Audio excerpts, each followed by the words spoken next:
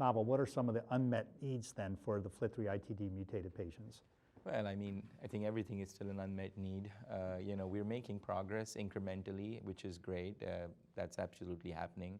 So as Mark already discussed, the midostaurin frontline RATIFY study improved survival, incremental, yes, but conceptually very important. And again, with transplant is doing well. But we do see a number of relapses. At the end of the day, when you look at the long-term survival, 5-year survival, it's still in the range of 50, 55%. So we do see relapses of these patients. What's actually changing, though, is the nature of these relapses molecularly, and we're seeing this a lot at MD Anderson and other centers are seeing the same, is that a number of these people who were initially FLT3 mutated, when they get induction with the FLT3 inhibitor, and more so when they're getting transplant, when they're relapsing, are now FLT3 undetectable. And I think this gets back to the point that we previously discussed, that it's critical to check the FLT3 mutation status at the time of relapse or refractory status before moving to the next generation FLT3 inhibitor like quizartinib or quizartinib. But also the other is very, very true. And again, that's even more important to us because you could have up to 20%, it looks like on some of the recent analysis, people who did not have a detectable, and I use the word detectable because I would not say acquired. We don't know if this is selection versus true acquisition. That's a lot of research work there. But we see 20% who may have a detectable new FLT3 mutation at relapse that was not there before. So then these 20%, you open a very nice oral effective therapeutic option, quizartinib, and other combinations and drugs like quizartinib. So I think these are critical things to think about. Now, I think frontline, we're hoping that either with the Quantum First, which is a study using quizartinib with induction versus induction, we will see further improvement.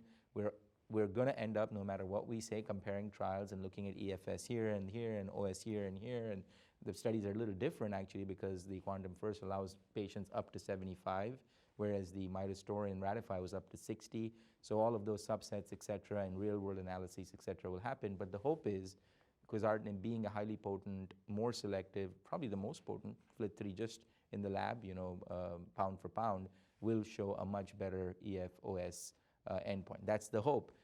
It may not be pan out, and I think then the question will start emerging, do we adopt this strategy, and then how that further changes, because I think it will further change the relapse FLT3 kind of outcomes. So the Quantum R study was a positive study. Yes. It was, it was quizartinib versus chemotherapy, intensive or less intensive, but there was an improvement in median survival, which was the primary endpoint of the study.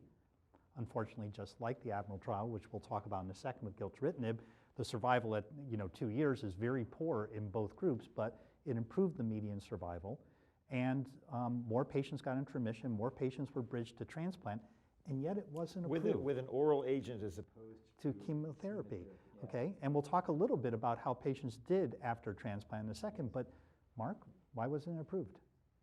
Well, it was approved in Japan, and in fact, talking with Japanese colleagues, they were absolutely baffled at why it was. I mean, they were like, "What is going on over there?" Not something they're used to seeing. Yeah. No, the concerns raised by the regulatory agencies, some of them raised what I would regard as scientifically invalid concerns about safety, which again were in fact, and I'll go on record, scientifically invalid. The primary concern was there were a subset of patients that were not followed for survival. They left the trial and their local investigator didn't keep track of them, and so there was a significant fraction because they found out that they were randomized to get chemotherapy, and so they made a beeline to go get another FLT3 inhibitor. And it's kind of like when someone moves and the person did say Simon Says, they got him. Ha, got you. Your trial's invalid. Perfectly good drug, good outcome, but we've got you. And that happened in a significant, it was a quarter of patients randomized to chemo who came off study compared to, I think it was only like 10 to 15% in the Admiral trial. It was yeah, in the regulators were concerned we did not have equipoise. No, we didn't have equipoise. No one wants to give a relapsed refractory FLT3 ITD mutant patient chemotherapy, and the patients knew that. And yet this was the trial that we all had to do. There it is. And I think the other issue that came up at ODAC was the QT prolongation.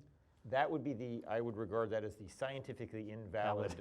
Okay. Absolutely, there is QT prolongation, and there was this concept that there are sheets of patients dying from torsade, which just doesn't happen. And so again, I found it instructive that Japanese academic colleagues who may now have the drug were just kind of looking at us and laughing. So, but it only targets the ITD patients, and it's been out there that patients getting quizartinib targeting ITD may relapse with a TKD mutation.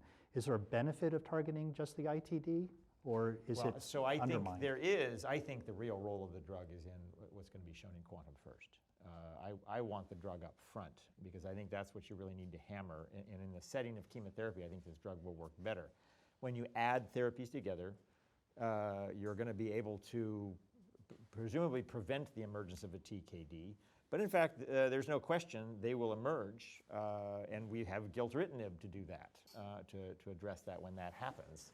Well, So the Quantum First study has completed accrual, and it's going to be a co-primary endpoint of EFS and OS, right? Yes. And so unfortunately, we're not going to have the results to for a wait couple for the of results. years. Yep. Yeah. One of the things that, like, when I saw the results from those studies, like, I think we should not be offering those patients again chemotherapy in that setting of refractory relapse. Like, when you look at the response rates below 10%, like, you just start like why am I doing that? So But I think it's very important what Mark said. I mean, this equipoise. This is not the first time this has happened.